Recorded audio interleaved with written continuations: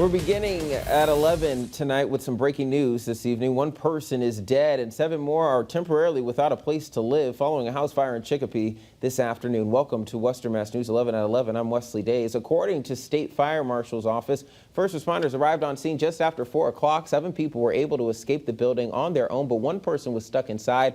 That person, who has yet to be identified, was found as crews were searching the house.